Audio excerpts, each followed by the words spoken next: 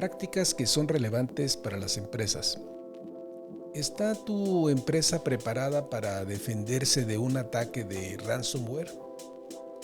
¿Cuáles son las mejores estrategias para proteger tus sistemas y datos de este peligroso malware? Les saluda Armando Peralta en un nuevo episodio de Prácticas Empresariales. Sean bienvenidos. Amigos de la audiencia, como cada semana, nos da gusto que nos acompañen en este episodio donde estaremos revisando con nuestro invitado Juan Carlos Manríquez un tema que nos toca vivirlo de forma directa en nuestras empresas y que a veces, nos pone en serios aprietos. Me refiero al ransomware. Juan Carlos Manríquez ya ha colaborado en el pasado con nosotros y simplemente recordar que cuenta con una amplia experiencia dirigiendo proyectos de tecnologías de información. Es egresado del Instituto Politécnico Nacional y se ha especializado en la implementación de diversos proyectos en empresas tanto del sector industrial como del de servicios.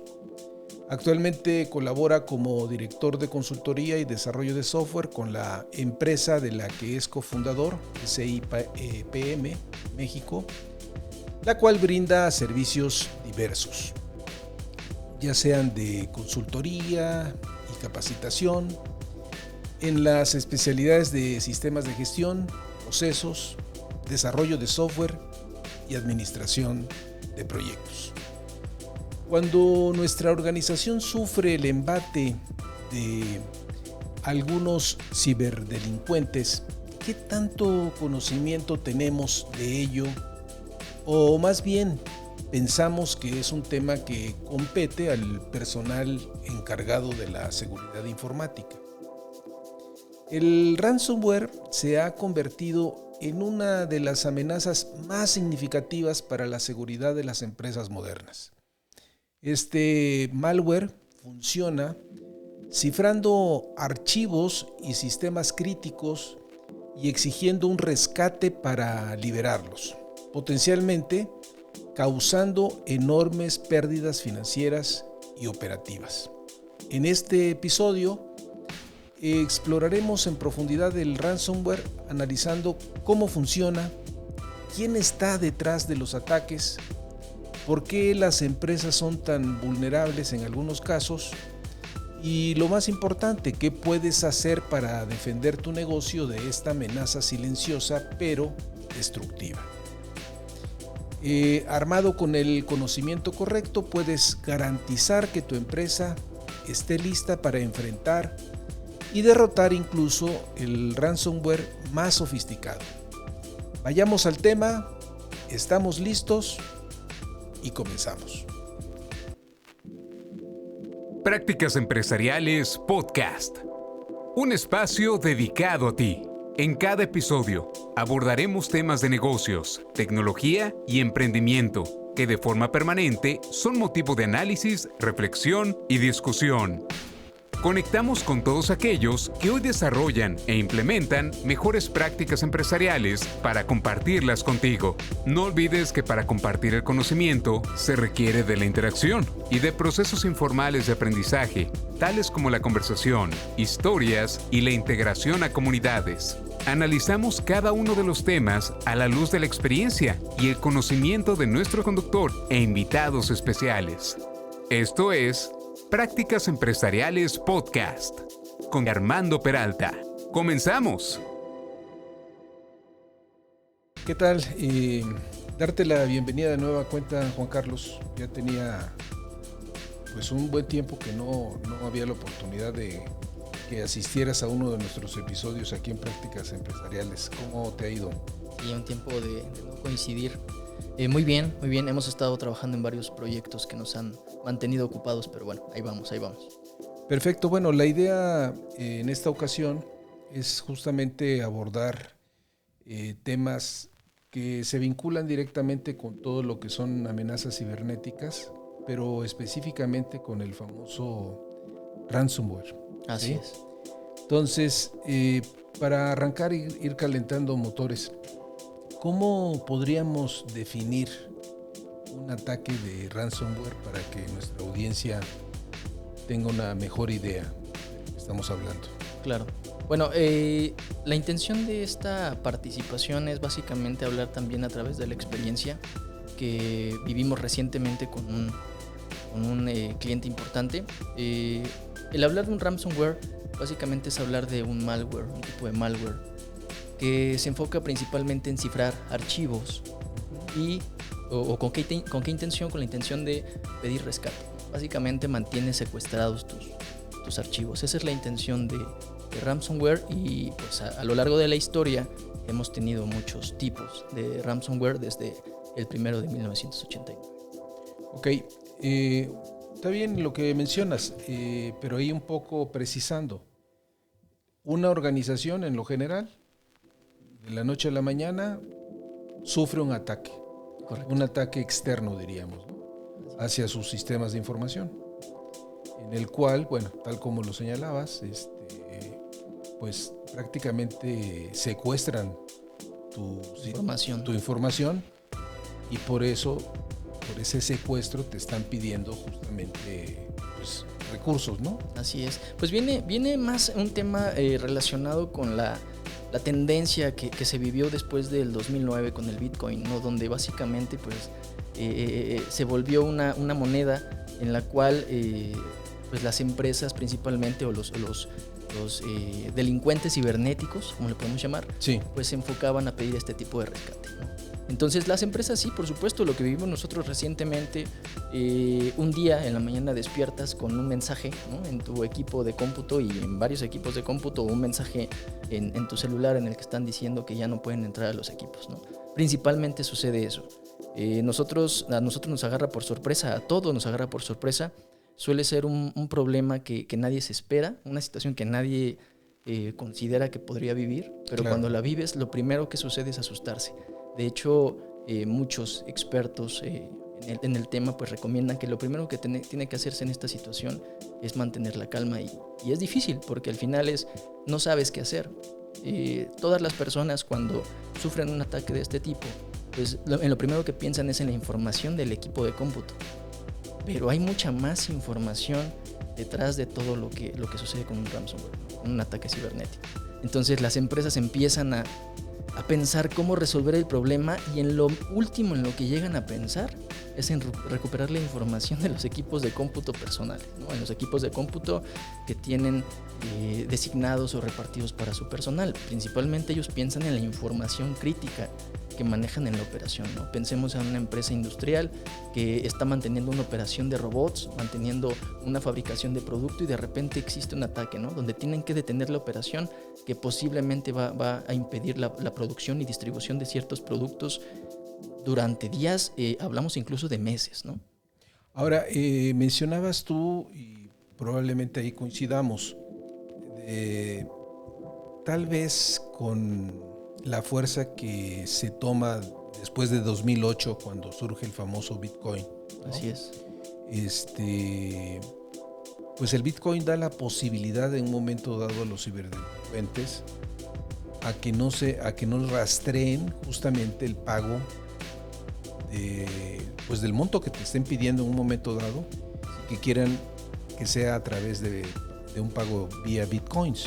Y esto de una u otra manera pues facilitó y vino un crecimiento en cuanto a este tipo de ataques. ¿Podríamos decir que es así? Es así. De hecho, para ellos obviamente pues lo que buscaban es que no fuera rastreable ese pago, ¿no? Uh-huh. Lo que pasó en el primer ransomware en 1989, ¿no?, con Joseph Pop, donde básicamente pues el ransomware fue repartido vía correo postal. Entonces ahí fue fácil de repente decir, pues hallar al delincuente, porque la única forma de pago, ¿no?, pues era, de hecho la solicitud de pago era que llegara a Perú. Entonces ahí era relativamente sencillo, pero pensemos hoy en día que el pago es irrastreable. Estamos hablando ya de temas de blockchain, por ejemplo, donde pues es imposible. Está totalmente encriptado. Es correcto, está encriptado. Entonces eso facilitó mucho el auge y el crecimiento de este tipo de amenazas. Y evidentemente no solo es el tema del pago, sino también la facilidad en cómo ahora un tipo de ransomware puede contratarse, puede adquirirse, ¿no? Claro. Hoy en día hablamos de un ransomware as a service, por ejemplo. Nosotros normalmente escuchábamos, ¿no? Pues un software as a service, u otro tipo de servicios que nosotros contratábamos, infraestructura. Infraestructuras as a service. Ajá. Exacto, pero hoy en día ya hablamos de un ransomware as a service. Y eso suele ser un tema mucho más complejo porque al final ya estás participando o siendo... Eres copartícipe de un acto totalmente fuera de la ley. Es correcto, ¿no? Y entonces ahí lo que haces es, evidentemente estamos hablando de plataformas que incluso se encuentran en la dark web, donde básicamente tú puedes decirle al delincuente, ¿sabes qué? Pues necesito contratar este tipo de ransomware, incluso en algunas ocasiones lo puedes armar, o puedes determinar qué tipo de ransomware tú quieres crear, y con base a eso pues ya participan para saber cómo lo van a distribuir y demás, y el porcentaje de la ganancia se reparte entre los delincuentes, ¿no? Con todos los riesgos que eso implica.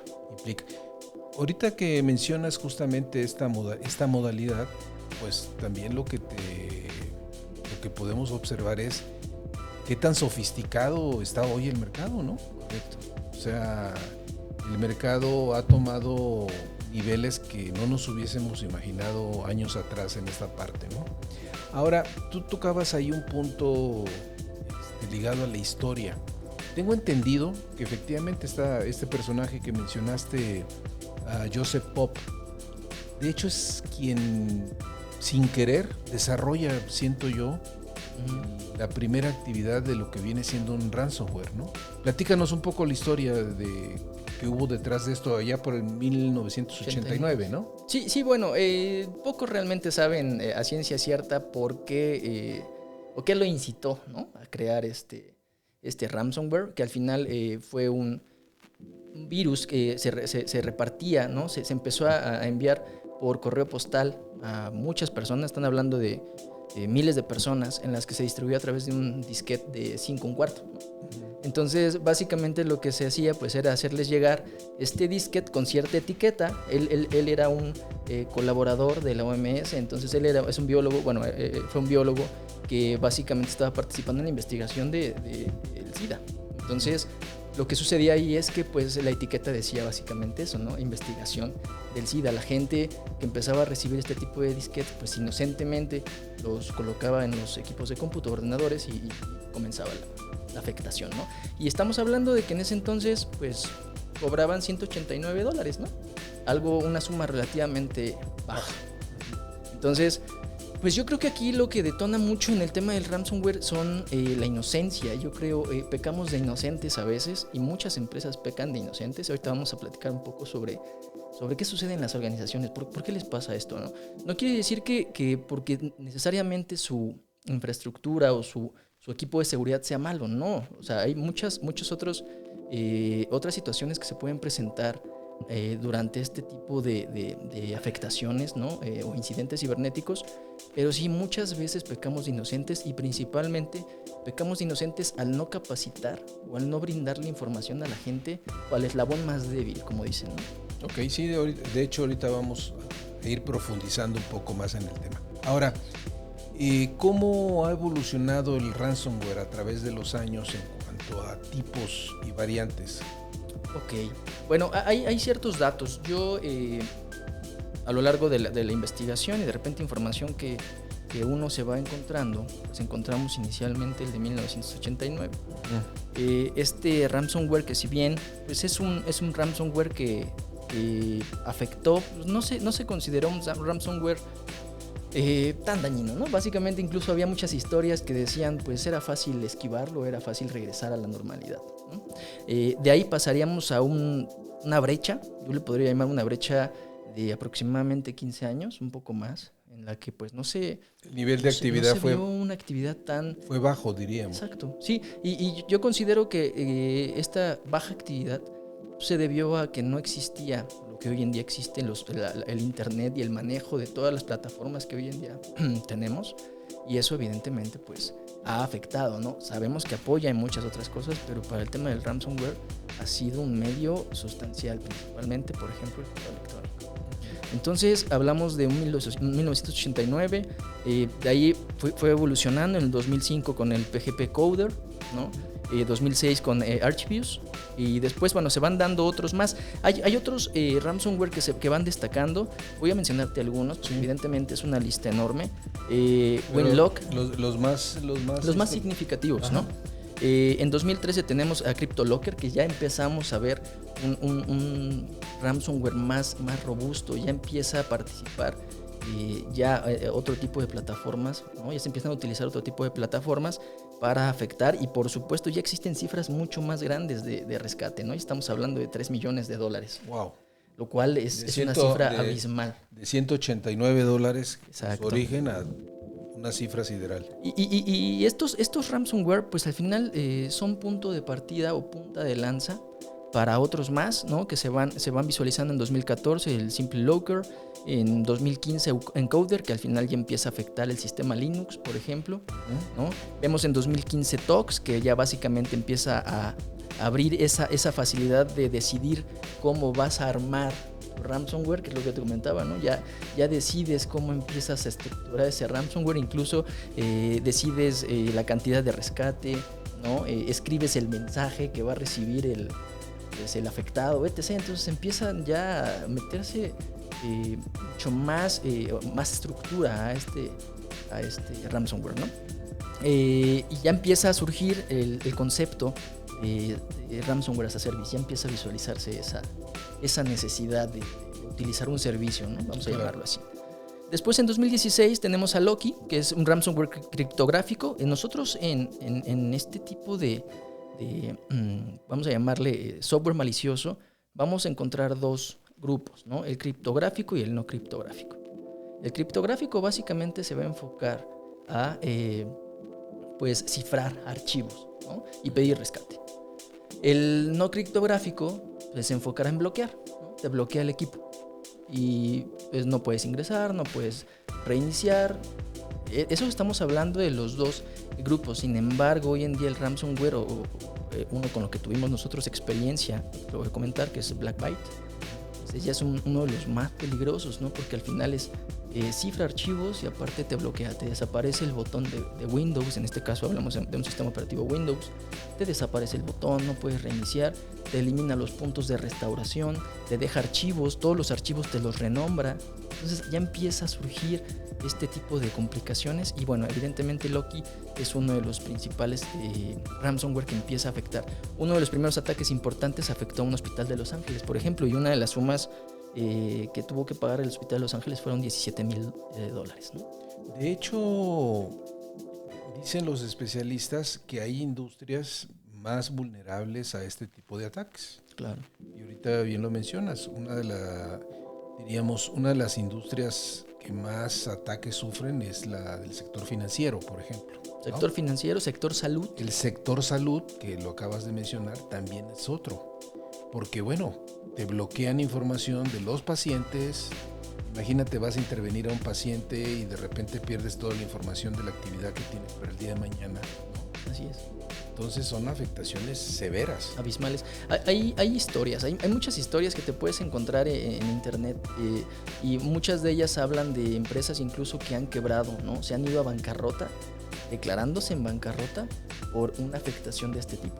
Entonces, incluso las empresas que brindaban seguridad a otras empresas y que han sido afectadas por un ransomware, además de las demandas que tienen con los clientes, pues evidentemente surgen otro tipo de complicaciones dentro de la misma empresa, la credibilidad, infinidad de situaciones, ¿no? Entonces, todo este tipo de afectaciones no solo afecta de manera directa o de manera lineal a la empresa, afecta a todos los involucrados o a todos los participantes en ese negocio, ¿no? En esa estructura organizacional. Ok, nos acabas de dar un panorama general de cómo han ido evolucionando los tipos de ransomware. Y hay muchos más todavía. Claro. ¿Cuáles son las técnicas más comunes que utilizan los atacantes de ransomware para infectar los sistemas ahora sí que de las víctimas?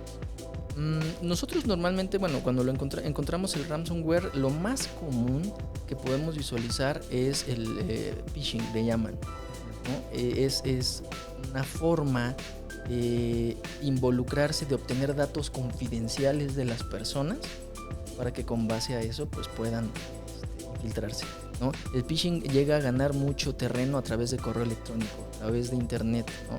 De repente a nosotros nos llega un correo electrónico y vemos que dice tienes que acceder porque acaban de modificar tu contraseña, ¿no?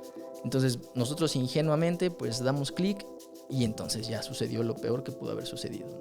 Entonces uno de los principales, vamos a llamarle así, grupos o medios por los que se distribuye este tipo de ataques es por medios electrónicos como el phishing, y a eso se le conoce como la ingeniería social, ¿no? Claro. Es parte del tema. El otro tenemos el baiting. El baiting atrae a las víctimas para que conscientemente o inconscientemente entreguen información confidencial. Ese también es otro de los tipos o formas en las que podríamos nosotros infectarnos. También vendría siendo ingeniería social. Y que vendría siendo ingeniería social, así es. Otra forma es la vulnerabilidad de la infraestructura en la que esté trabajando la organización, ¿no? Muchas veces nosotros también, y sigo manejando mucho la palabra de ingenuos porque utilizamos USBs, ¿no? Para poder transferir ciertos archivos. Entonces suele pasar que alguno de los archivos que yo traigo en una USB pues puede venir infectado o intencionalmente va infectado. Entonces depende de qué tan vulnerable esté la seguridad en la organización, es como se podría distribuir este ransomware. Pero fíjate, ahí has venido comentando en varios momentos de la charla de la ingenuidad. Así es. Yo lo asociaría más bien a un tema de cuál es el nivel de madurez que la organización tiene en materia de seguridad informática. Porque si bien es cierto, hoy nos podemos encontrar empresas donde el empleado puede utilizar una USB, hay empresas donde eso no es posible. Hay empresas donde sí hay plena conciencia de lo que implica la seguridad informática. Permanentemente están capacitando al personal. Hay toda una serie de acciones. Hay toda una serie de mejores prácticas detrás que existen sobre el particular. Y hay una inversión, porque esto tiene un costo. ¿Sí? Muy elevado. Muy elevado. Y también la colaboración de especialistas, llámense consultores especializados en la parte de seguridad informática, que te están brindando un apoyo y un coaching permanente. Correcto. Pero también te encuentras el otro lado de la moneda, que Así son los que tú llamas los ingenuos. es correcto. Los que no están preparados. Sí, y que son más vulnerables, ¿no? Es un tema de madurez, es cierto. Y al final nosotros cuando hablamos del tema de adquirir esa responsabilidad de mantener segura la infraestructura de la organización, parecería un juego, ¿no? De repente, como tú bien comentas, hay empresas que no te permiten incluso ni ingresar dispositivos móviles. Hay muchas formas de mantener segura la organización, pero bueno, esto depende 100% de todo un equipo de trabajo. No necesariamente, yo siempre he dicho, siempre le echamos la culpa a SOC, ¿no? Que al final son los responsables de la seguridad de la organización. No necesariamente, hay toda una serie de lineamientos, de políticas que tienen que estar implementadas en la organización para que esto se logre.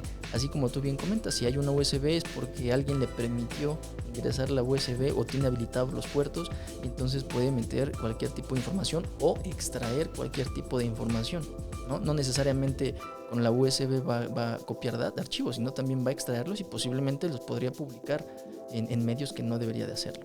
Entonces, sí es cierto, hay una vulnerabilidad, pero bueno, básicamente hablamos de que existe una vulnerabilidad. ¿Qué sucedió en esta empresa que te platico, en la experiencia que yo viví? Creo que nosotros pecamos de eso, ¿no? Se pecó de ingenuos. Hay muchas recomendaciones importantes en esta situación y una de ellas es mantenerse alerta y asegurarse siempre de tener respaldos. Con el paso del tiempo nosotros nos acostumbramos a tener aplicativos en nuestro equipo de cómputo. Las empresas lo hacen. Las empresas, nos podemos encontrar empresas en las que cada área, porque les pareció más conveniente, decidieron desarrollar un aplicativo, si bien te gusta, con macros en un Excel, o si invirtieron o hicieron una inversión, porque lo hacen con algún lenguaje, ¿no? Ya sea .NET, Java, lo que sea, pero tienen su aplicativo en un servidor que es un equipo de cómputo. Al final nadie está viendo, nadie se está asegurando de respaldos tanto del aplicativo como de base de datos. ellos le dan mantenimiento, ellos le dan seguimiento a la información, ellos recuperan. Entonces, en ese sentido, cuando existe un ataque, la organización no va a tener visibilidad de eso. Y hay casos curiosos donde básicamente dices, oye, ¿en dónde tenías el respaldo de tu base de datos o en dónde tenías el respaldo de tu aplicativo? Pues en el mismo servidor, ¿no? Entonces vienen las complicaciones cuando tú ya como organización necesitas recuperar esa información ante un ataque de este tipo. Es ahí donde nosotros empezamos a presentar todo este tipo de situaciones a las que le asociamos como la vulnerabilidad que nosotros permitimos en las organizaciones. Sí, bueno, ahí me estás perfilando una organización donde el área de tecnologías de información no pesa dentro de la organización. Es decir, no establece una normativa clara, precisa, hacia el resto de la organización. Si bien es cierto, el área de tecnologías de información es un área que acompaña al negocio, pero también tiene temas bajo su responsabilidad. Uno de ellos es el tema de la seguridad informática, ¿no? Es correcto. Ahora, en tu experiencia, ¿cuáles crees tú que son las empresas más resilientes a este tipo de ataques? Pues no sé si llamarle resilientes, pero las menos preparadas podrían ser aquellas que no cuentan con alguna, vamos a llamarla así, política de seguridad bien implementada, bien arraigada en la organización. Muchas veces nosotros, como te decía, normalmente pensamos que el hecho de mantener también una copia de seguridad va a ser suficiente para que nosotros no nos veamos afectados. Empezamos a hacer otro tipo de softwares, contratamos a algún proveedor de seguridad, ese tipo de situaciones. Eso pareciera que ya es suficiente para que esto se logre. Es toda una vida en la seguridad de las organizaciones donde tienes que dedicarle mucho tiempo a saber qué información es importante, qué información es crítica, quién la tiene, cómo la manejas, cómo la transfieres, cómo recibes esa información. Entonces, yo creo que las empresas más afectadas o que se han visto más afectadas, pues son aquellas en las que por alguna razón el delincuente ha encontrado esa brecha, ¿no? Le ha pasado a muchas empresas importantes, ¿no? La NFL, NBA, ¿no? El Hospital Ángeles, como lo comentaba. Hoy en día esta empresa que te comento también, con la que yo estuve colaborando, que pues evidentemente es una empresa grande. Entonces hay muchas empresas que pareciera que aunque tienen una gran infraestructura de tecnología y seguridad, si existe alguna brecha es posible que entren. Incluso Telefónica en su momento, que es una empresa muy importante a nivel internacional.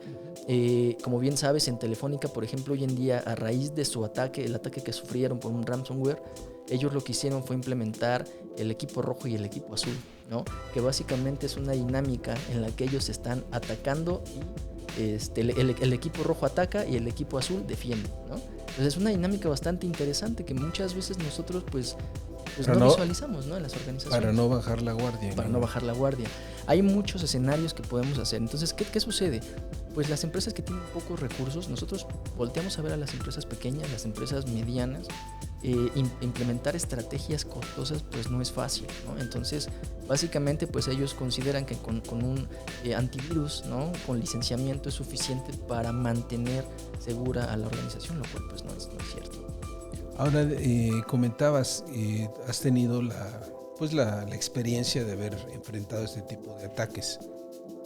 ¿Qué sucede?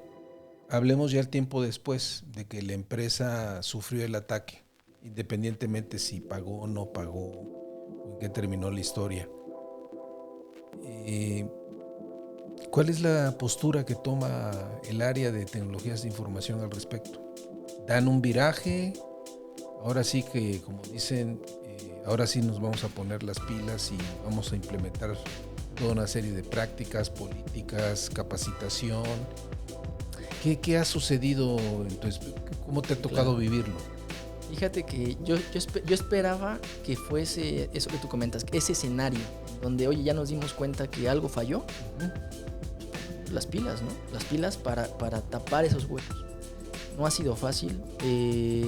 En promedio, ¿no? Dicen que las organizaciones más o menos, para poder salir de un ataque de ransomware, en un 30% te podría llevar de 2 a 3 días, ¿no? El resto te va a llevar semanas o meses. La empresa en la que yo te comento se ha mantenido todavía en ese escenario de meses sin poder resolver este problema.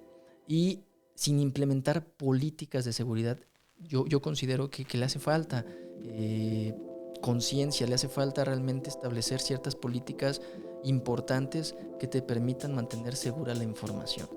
A nosotros como equipo de desarrollo nos ha costado mucho trabajo incluso restaurar, por ejemplo, servidores, ¿no?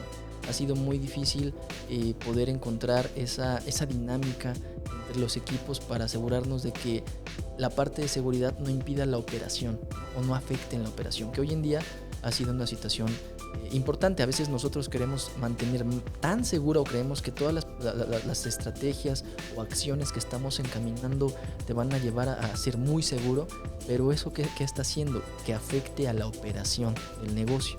¿Por qué? Porque no tiene salida, no se ven servidores, o entre servidores que se veían ahora ya no se ven, políticas, reglas entre los servidores, eso llega a afectar la operación y evidentemente a veces nosotros por querer implementar estrategias que mantengan más segura la organización, pues no lo logramos. Entonces yo creo que en la experiencia no siento que tengamos todavía esa fortaleza, que tengamos esa madurez de mantener sano y salva a la organización, ¿no? Se está haciendo todo el esfuerzo, por supuesto, pero no somos los únicos. Hay muchas empresas que no han sabido manejar esta situación de la mejor forma porque no es nada sencillo. Hay un caso muy sonado y seguramente lo podrían buscar en internet, que es el caso de Mapfre, que este caso de ataque a Mapfre pues básicamente les llevó 2 días resolverlo, ¿no? Pero porque existía realmente una estrategia clara de cómo identificar, cómo mantener, cómo regresar relativamente a la normalidad. Hay un concepto ahí bastante interesante que se conoce como la puerta trasera, ¿no?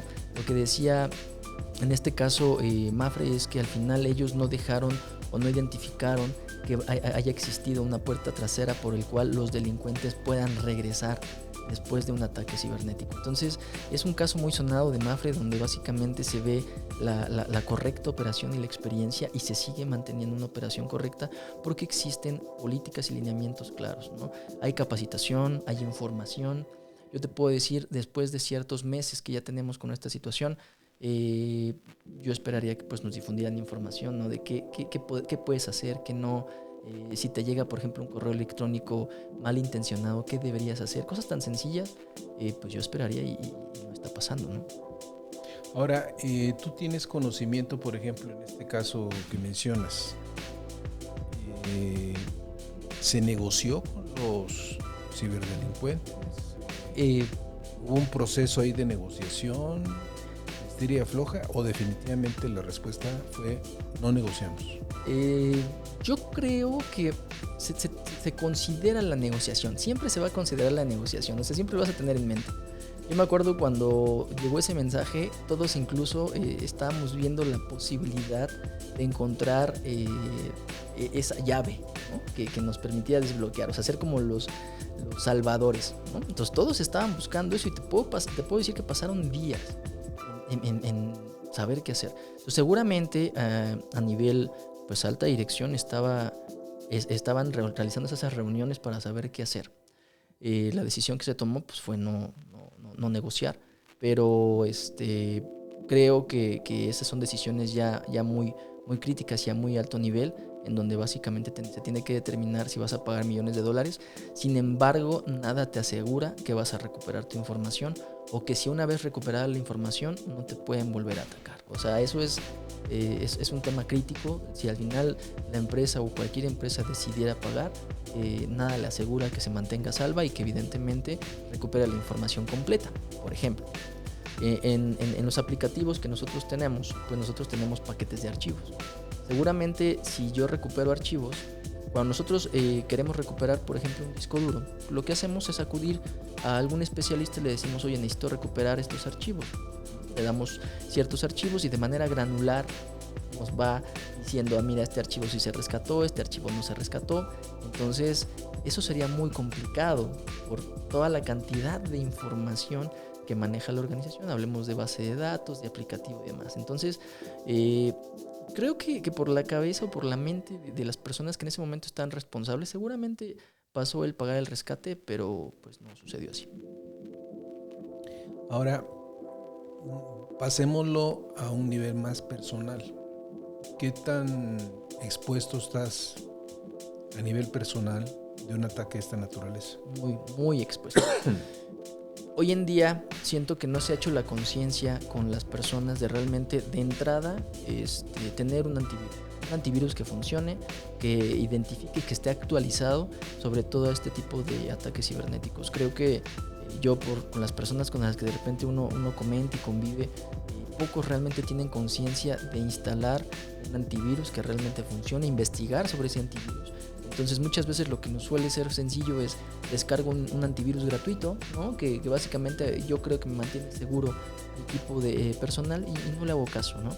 Pero creo que sí es importante de entrada, si de manera personal me hago consciente de que mi información me la pueden robar, tengo que tener al menos un antivirus con licenciamiento y un antivirus que funcione y que se mantenga actualizado.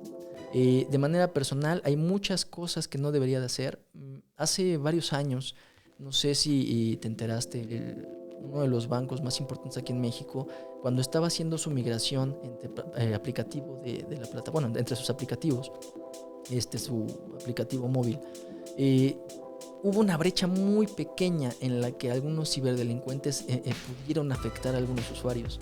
Entonces eso causó que a través del phishing los usuarios creyeran que era el banco, entonces les robaban información y con base a esa información, por las vulnerabilidades que pudo tener este banco, ingresaban sin problema y se estuvieron transfiriendo miles y no sé, desconozco la cifra exacta, pero pues yo supongo que millones de pesos o al menos miles de pesos en esa vulnerabilidad tan pequeña.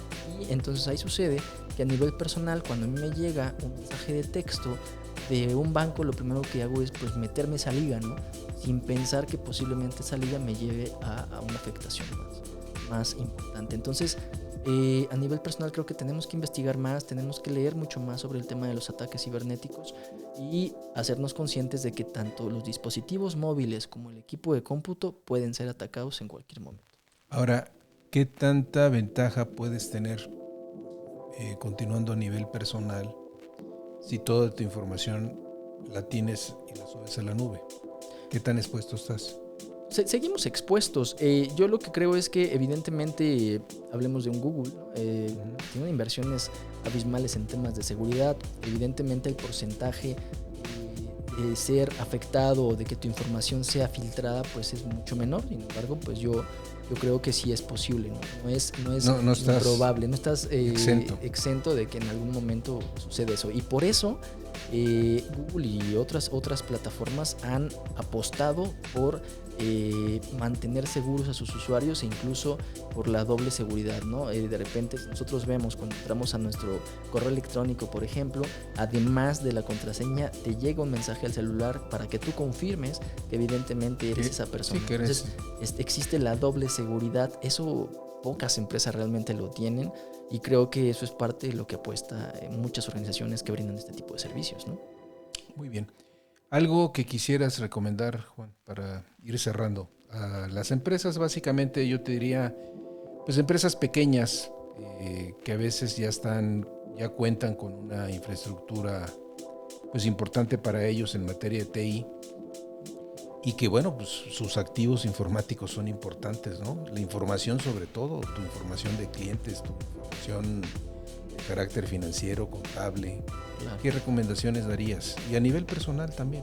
Sí, yo creo que, bueno, la pregunta de si se va a pagar rescate siempre va a estar, ¿pago el rescate sí o no?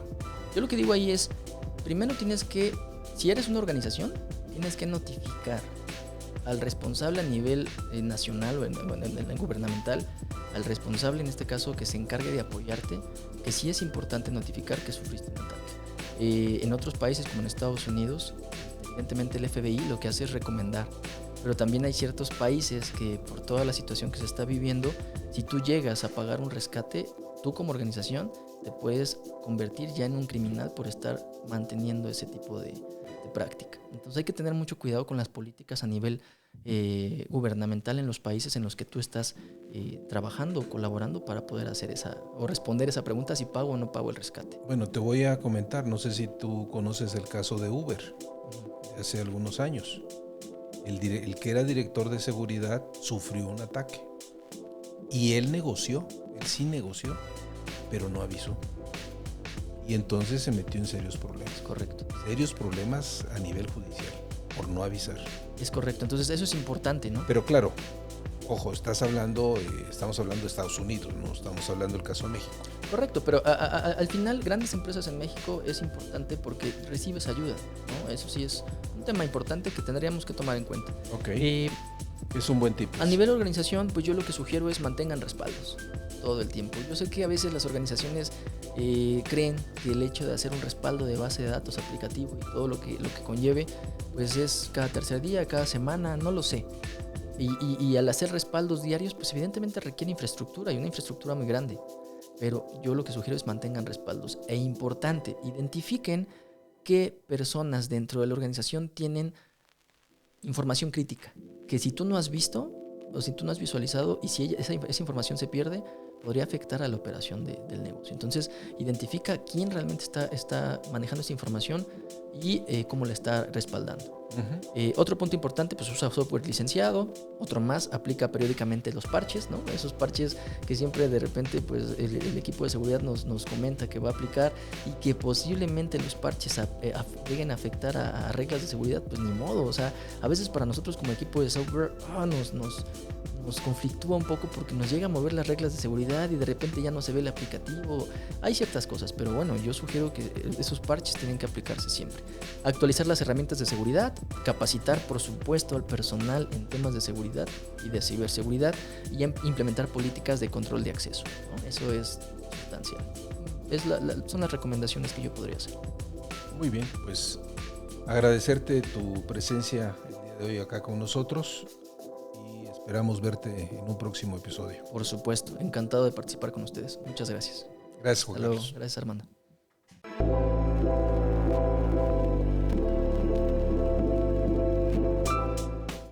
El ransomware no tiene por qué significar el fin de tu negocio si estás preparado, implementando una estrategia integral de prevención que incluya copias de seguridad robustas, sistemas actualizados, capacitación de empleados, herramientas de seguridad avanzadas y un plan de respuesta a incidentes. Puedes proteger tus activos digitales y mantener tus operaciones funcionando sin importar lo que ocurra. No subestimes el poder del ransomware, pero tampoco dejes que el miedo paralice tu capacidad para actuar. Toma el control de la seguridad de tu empresa y envía un mensaje fuerte a los cibercriminales de que no serás una víctima fácil. Finalmente, amigos de la audiencia, soy Armando Peralta y no olviden, si tienen interés en enviarnos algún mensaje, lo pueden hacer en la siguiente cuenta de correo: practicasempresarialespodcast@gmail.com, o bien, si les ha gustado este podcast, hagan clic en seguir. Recordarles que ahora este episodio lo pueden ver en YouTube o bien en las diferentes plataformas especializadas de podcast como Spotify, Apple Podcast, Google Podcast, entre otras. Nos puedes buscar como Prácticas Empresariales Podcast. Nos escuchamos en el siguiente episodio.